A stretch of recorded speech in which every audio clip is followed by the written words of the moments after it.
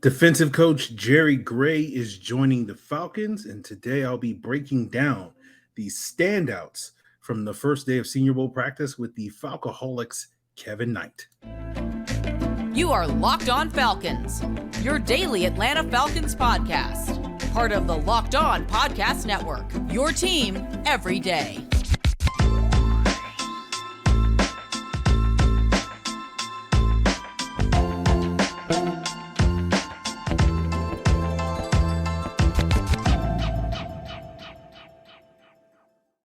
So, guys, you know me. I'm Aaron Freeman, a.k.a. Mr. Drew, a.k.a. Sirius Black, and, of course, the most humble host of this illustrious Locked On Falcons podcast, your daily Atlanta Falcons podcast, part of the Locked On Sports Atlanta podcast family.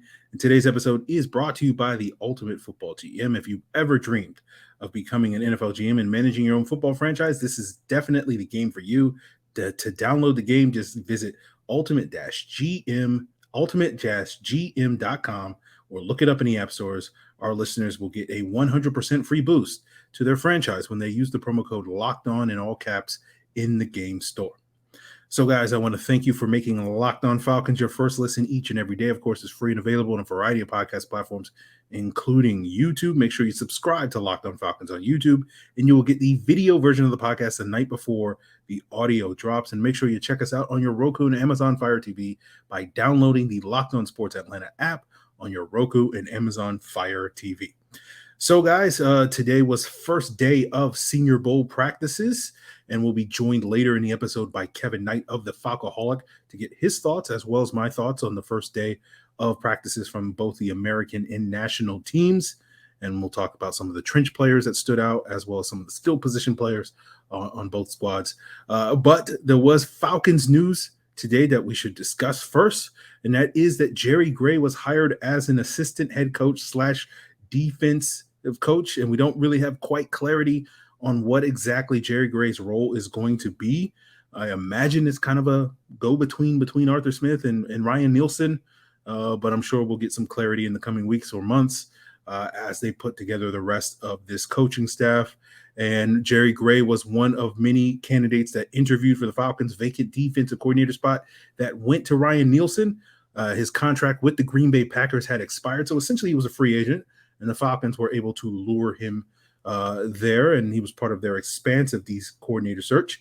And Jerry Gray's notable because he was someone that a lot of people considered to be a potential front runner to be the defensive coordinator due to his past connection with Arthur Smith, where they also were both on the Tennessee coaching staff from 2011 to 2013, when Jerry Gray served as the defensive coordinator, I believe, of the Mike Munchak Tennessee Titans. And, it's one of those things where I think a lot of people approve of this hiring because I think there was some concerns about Ryan Nielsen's lack of play calling experience, and having someone like Jerry Gray, who's been a defensive coordinator in several stints, is going to help with that. You also have Frank Bush also adding some experience on the staff. And one of the things that Josh Kendall wrote about in one of his pieces on Tuesday over at The Athletic was that Frank Bush was not guaranteed to be back. And speaking with Frank Bush during the team's Shrine Bowl practices in Las Vegas this week, but Frank Bush acknowledged that since he was there in Las Vegas as instead of some of those guys that the Falcons did not retain this offseason, it seemed like it was probable that he would be back. Gray most recently was with the Green Bay Packers as their defensive passing game coordinator and defensive backs coach. Prior to that, he spent several years with the Minnesota Vikings under the Mike Zimmer coach teams, coaching the defensive backs there. Gray is most notable for being a former NFL player. He was a Pro Bowl corner for the LA Rams back in the late Williams. Every Falcon fan's favorite Saints defensive coordinator, Greg Williams. I've had several stints together. I think one of Gray's first jobs in the NFL as an assistant coach after he retired in the late 90s was with the Titans. Maybe they were still the Houston Oilers at that point in time when Greg Williams was the defensive coordinator there. Then when Greg Williams became the head coach of Buffalo in the early 2000s, Gray became his defensive coordinator there. Then they were together in Washington a couple of years later, and then again overlapping in 2013 in Tennessee with Arthur Smith as well there. And from everything I've read about Jerry Gray, he's a player that, or a coach that is respected by players due to having, proved it in the league and played at a high level in the National Football League. And so that's going to be a welcome addition to the Falcons, potentially in the back end, where we imagine, if Gray's going to, get his hands on some of these players in the Falcons locker room, it's probably going to be focused on the defensive backs, where he's focused on primarily. According to Josh Kendall's write-up on The Athletic on Tuesday, Arthur Smith, of course, is going to have final say on all the coaching hires, but he'll accept input from Ryan Nielsen, Jerry Gray, and any other coaches. So the initial speculation that we had on the podcast a couple of days ago when Nielsen was first hired, and they wound up moving on from D-line coach Gary Emanuel and outside linebackers coach Ted Monachino and defensive backs coach John Hoke, who I think a lot of people are assuming Gray is essentially replacing, although they have, I believe, Steve Jackson and Nick Perry also, that are defensive backs coaches that could fill in those shoes in a more permanent role. But it does seem like this is, the Falcons moving on from those coaches was more on the Arthur Smith side of things than necessarily clearing the runway for Ryan Nielsen to bring in his own coaches. And another tidbit that we got from Josh Kendall in that piece was that the Falcons interviewed 12 candidates for defensive coordinator, which, I think we only heard about maybe a half dozen of them, including Gray, Nielsen, Vic Fangio, Brian Flores, and probably a couple other names that I'm blanking on right now. So we'll see more coaching hires, as the Falcons do need to add, some guys up front to replace Emanuel and Monachino to help aid in that pass rush that we're all hoping to see this Falcons team revamp and improve this offseason. So we'll get some coaching hires in the coming days or weeks. It seems like the coaching cycle is starting to speed up, with a couple of head coaching vacancies being filled on Tuesday, with Houston hiring D'Amico Ryans and Denver hiring Sean Payton. Of course, check out Locked On Texans, Locked On Broncos, and Locked On Saints for the impact of those hires as well. But given that those guys are already on the job and you're going to start to see some of these, they're going to start to assemble their coaching staffs, this is the time where the Falcons, if they want to get sort of their first choices of some of these vacancies, particularly on the guys up front, they'll start to fill those guys, hopefully in the coming days and or weeks, as those regimes, it's a race against time. But that's it on the Jerry Gray front. We'll continue today's episode with Kevin Knight, breaking down the first day of Senior Bowl practice, get his observations as well as my observations from both squads. But before we get there, guys, I want to tell you about today's sponsor. That is the Ultimate Football GM. You've heard me talk about this mobile game before, and I've told you how much fun it is competing with my fellow Locked On NFL hosts, where Chris Carter of the Locked On Steelers podcast won first place in our own little mini league. And now it's your turn to go out there and compete. And if you've ever dreamed of becoming an NFL GM, managing your own franchise, now your dream has come true. With Ultimate Football GM, you can control your team's destiny, hire and fire the right coaches, coordinators, make trades, sign free agents, draft players, and go through all the ups and downs of a NFL season. The game is challenging. It's very realistic. I've had several people in the Locked On Falcons Discord talk about some of those challenges that they run into, talk about how they're kind of now addicted to the game, and it's completely free. And Locked On listeners can get a 100% free boost to their franchise when using the promo code Locked On. That's LOCKEDON in all caps in the game store. That's Locked On in all caps. To download the game, just visit ultimate-gm.com or look it up in the app stores. That's ultimate-gm.com. Ultimate Football GM. Start your dynasty today. All right, ladies and gentlemen, we are live from a undisclosed location in Mobile, Alabama. As you can tell, both Kevin and I got some sun. Of course, I'm Aaron Freeman, joined by Kevin Knight of the Falcoholic podcast. Kevin's already getting right for this Tuesday evening out to the schmooze with the various NFL personalities and NFL coaches. But we'll get Kevin's thoughts and pick his brain on some of his observations from day one of Senior Bowl practice, starting with the national team, the early morning practice, and then we'll get to the American team a little bit later. But Kevin, did you have any sort of standouts for you on the national team, and what, particularly what position group were you really focused on? Yeah, for the first team, the first practice, I was watching the offensive defensive line one-on-ones for the most part. And there were definitely some standouts, some guys that you probably heard both of us talk about. To me, it starts with the guys up front. I know that's what Falcons fans want to hear about. They don't want to hear about the receivers, even though we're probably going to talk about the receivers a little bit. I'm sorry. But yeah, I think immediately you could tell sort of who the dominant players are probably going to be. Things can change, of course, but we'll see. But Keanu Benton, the nose tackle from Wisconsin, I think he had a great day. Cody Mock, whatever. Yeah.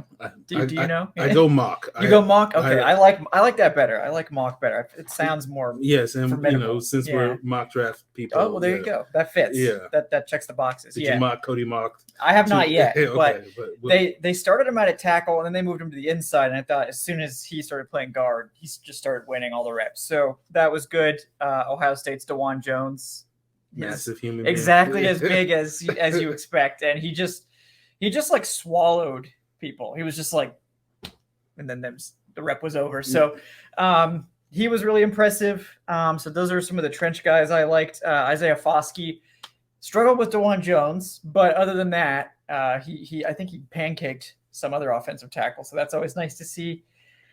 In terms of other guys, running back Rashawn Johnson from Texas, I thought he was pretty good. I know he's had to play second fiddle to the Falcons' future number 8 overall pick, Bijan Robinson, right? Yes. So, but he looked pretty good in his own right. And I think in terms of the DBs, Daniel Scott had a pick and some other good plays, even though I think he came in smaller than people were expecting maybe, but good day from Daniel Scott as well. Overall, though, I think the national practice was sort of the quieter of the two when it was all said and done. So yeah, I think that's fair to say. Anything you're looking forward to in the subsequent days? Any players that you're looking to see what growth they show, or any sort of position groups that you're hoping to see sort of stand out in the coming days? I mean, I'm going to watch the receivers and DBs from the national team more tomorrow, but it's interesting that it seems like the receiver group for the American team is so much better, that they just sort of stacked all the top receivers there. There are definitely some talented players on this group, but it's not quite the same. So I'm interested to see how they look. The other thing is just like the quarterbacks, particularly on the national team. Like Malik Cunningham wasn't out there. I don't know why. Maybe he's still at the Shrine Bowl. I can't remember. So I wonder if it'll liven up a little bit when he gets out there. But the national quarterbacks were kind of disappointing. Jaron Hall didn't have a great day. Jake Hayner looks really small. He's like I think he's exactly 6 foot, like 6'0". He just looked quite small. And I mean, it's the first day of practice. It's always tough for the quarterbacks, but maybe we're just spoiled from last year with that group. But so looking to see a little bit more from the passing game tomorrow. Yeah. Last year, guys, 6 of the 7 top quarterbacks were at the Senior Bowl that were drafted last year, and that probably won't be the case this year, right? Because Will Levis is a coward. Yeah. I'm trying to think like who's probably going to be the first Senior Bowl quarterback. Maybe Max Duggan, Jaron Hall, maybe. We'll see. We'll see. But it's not going to be early. No. I can tell you that. I mean, technically, Hendon Hooker is a Senior Bowl guy, but he's not out there practicing. So, I was focused mainly on the offensive lineman guys. I thought Cody Mock looked really good. I thought it was great to see him, kind of play as well as he did, really getting his first reps at left guard. He's been exclusively a left tackle. And, that's one of the things I hope to see grow over the course of the week as he gets a little bit more comfortable. As Kevin said, DeJuan Jones is just a massive human being. 6'8", 375, 36 5/8 inch arms, 89.5-inch wingspan. He's an incredible physical special. Like, he carries the 375 as well as any human being I've ever seen carry it. This is not Daniel Falele out there looking slow and stiff by any means. This man can move at this height. There's no chance he's going to be an Atlanta Falcons. It's just too big. But I'm very much looking forward to whatever team takes him, and I think he might be potentially a first round pick for one of these teams picking late in the first round. And so he will be a player that I will definitely keep my eye on in the future. Blake Freeland was another guy that was concerned about making the jump. I think Cody Mock had no problem making the jump in terms of the jumping competition from the FCS. Freeland, I think, struggled. I think watching him a little bit, like, it seemed like he really struggled timing his punches. And so, like, he wasn't able to win a lot of reps, off that initial engagement, which you kind of need to do. And so I'm very curious to see how he progresses over the course of the week if he gets a little bit more comfortable. I know he's been like PFF's want to hit their top graded offensive tackles these last couple of seasons. And I think a lot of that is due to the fact that BYU doesn't really play anybody.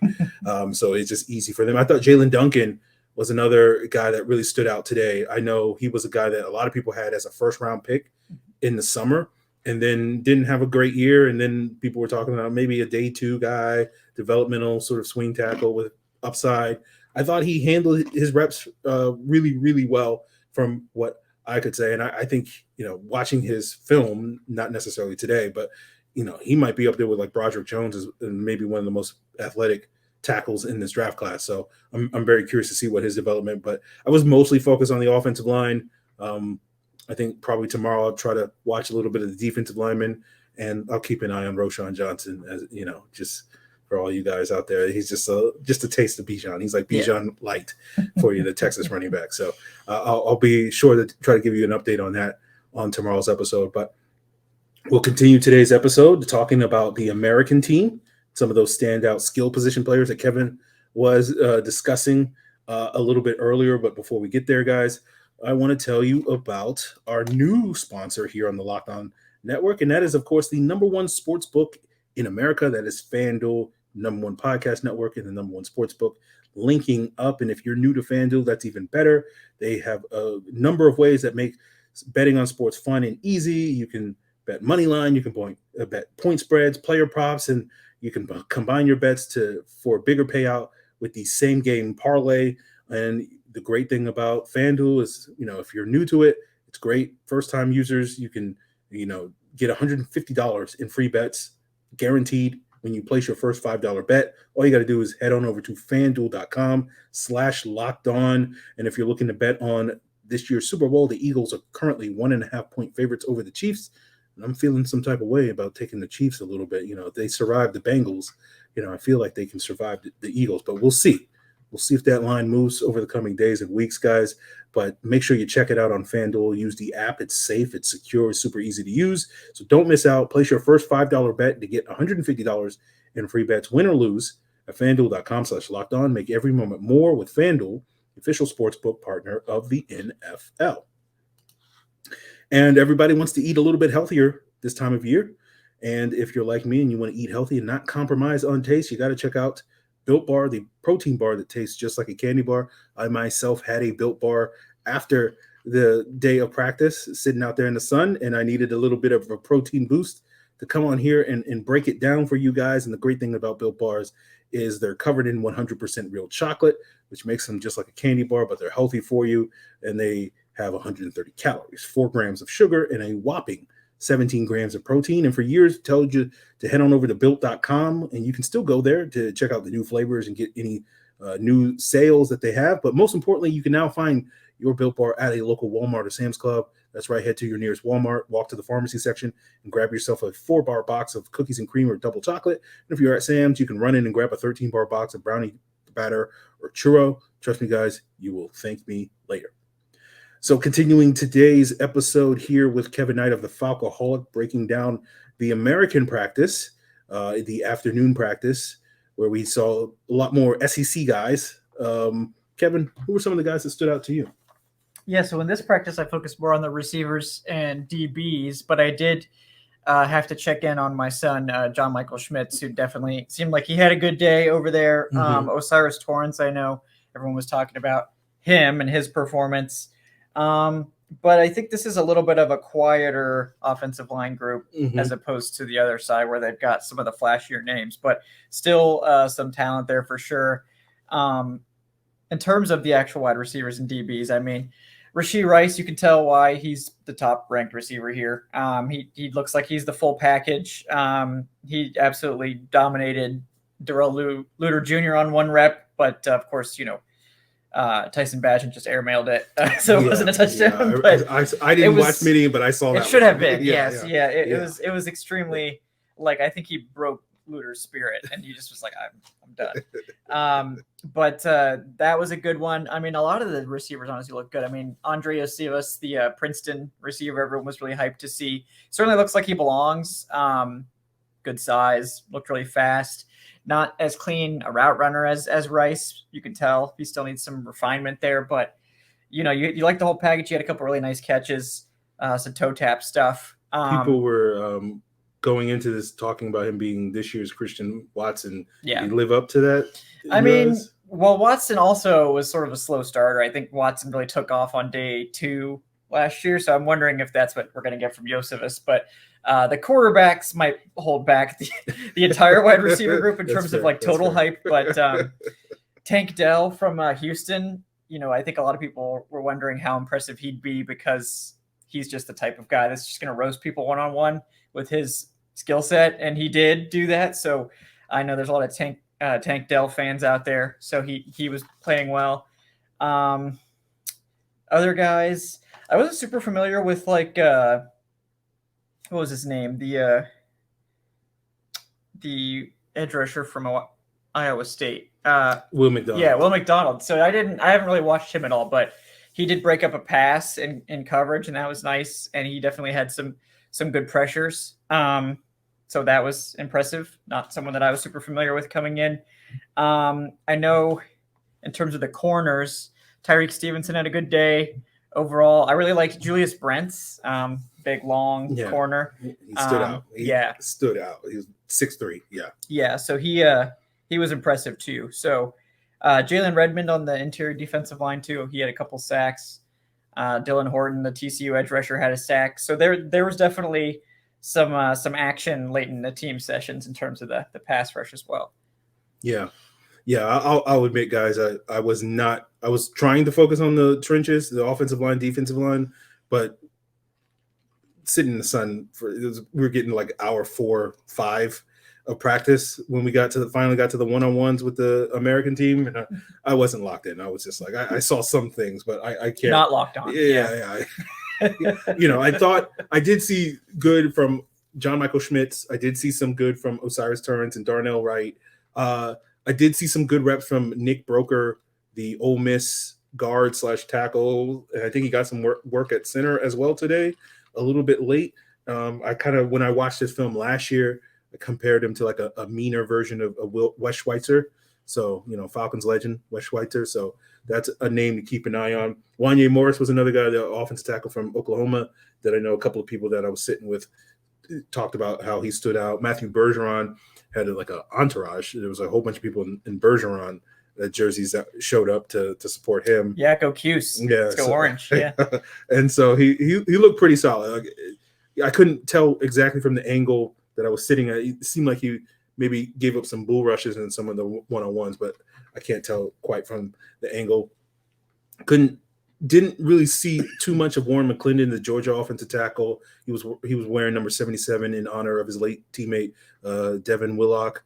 Didn't notice him standing out too much.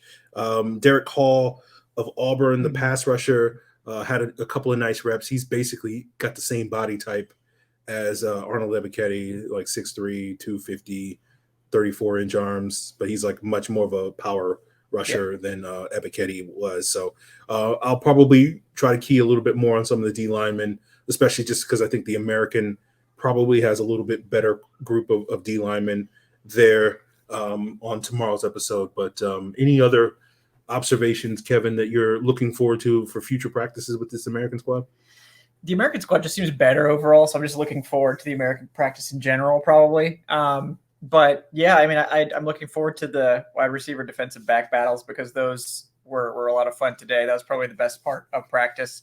There were extensive one-on-one sessions, and then they did some teamwork with those guys too. So just that'll be fun. And really just hoping that the quarterbacks tighten up a little bit. Yeah. Because you can see, this guy beat that guy or whatever, but it's nice to have the flourish of the great catch at the end. And that was just not in play on a lot of these, unfortunately. Yeah. But other than that, pretty good day one. Yeah. I didn't watch too many of the wide receiver DB one-on-ones, but the few I did, when the wide receiver beat the DB cleanly, ball never got not a catch. There was like a handful of good passes, but yeah. So, I'm sorry to the Mariota fans, but if you thought Marcus Mariota was bad, then you guys didn't see nothing today. It's very familiar. Yeah, just familiar. take the, Mariota throwing it 5 feet over Drake London's head, dial that up. It was a little higher. Yeah. Sometimes it was like 12 feet. Rashee Rice, like 10 feet, like 10 yards of separation, and the ball just ends in the end zone. Yeah, it was rough. Unfortunate. Yeah. I quoted Jarvis Davis, who I was sitting with during the national practice. He was like, "These quarterbacks are terrible." And I think the American practice, they probably had better quarterbacks. Yeah. But they still were less terrible, but they're still pretty terrible. So we'll see if that improves, guys. We'll I'll be back. I don't know if Kevin will be back. We'll see if we can get other people's perspectives. I'm sure, Kevin, you'll be breaking down your thoughts on Falcoholic Live. Yes. So let the people know, where they can check out more of your Senior Bowl observations this week. Yes. Well, they will be on the Falcoholic.com in a written version, and also on the Falcoholic Live, which I'm sure will be recorded before you actually listen to this. But it's going to be there. So there'll be a video version on the YouTube, and then there'll be an audio version on the Falcoholic podcast feed as well. And the written stuff on the Falcoholic.com, and clips coming out on Falcoholic Kevin whenever the hell I feel like. So, yeah. And as you can see from this undisclosed location, we're doing great here down in Mobile. Yes. So, guys, I really appreciate you tuning in for another episode. We'll have more great content here on Locked On Falcons. Please make us your first listen. And for your second listen, check out the Locked On NFL podcast. Get those daily conversations and the biggest stories in sports. And make sure you check out the Locked On NFL Draft podcast. We'll also be going live each day after practice. You might even see me on one of those episodes at some point this week. So check out Locked On NFL Draft on YouTube or wherever you get your podcasts. Check out Locked On Sports Atlanta, all in the same places. Locked On Hawks, Locked On Braves, Locked On Bulldogs. So all those are all the local shows. So really appreciate it, guys. We'll be back tomorrow with more, national and American football team breakdowns. Yeah. Clearly I've had too much sun. Too much sun.